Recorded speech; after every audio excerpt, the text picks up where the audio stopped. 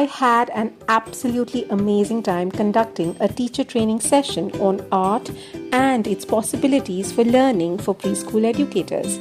The teachers were divided into groups to delve into a variety of art techniques, from block printing to bubble painting to string painting, zooming car tracks, and painting with popsicles. Each group had a blast exploring their creativity and experimenting with different mediums. Meanwhile, another group got hands-on with straws and connectors, crafting structures ranging from castles to rockets and even tents. It was incredible to witness their imaginations come to life. But the real magic happened when the groups interchanged, allowing every teacher to experience both sets of activities. And when they chose their favorite structure to build upon, we took it up a notch further by giving them a white bedsheet to mark out measurements and design. Well, the result was a masterpiece of collaboration, creativity, and learning.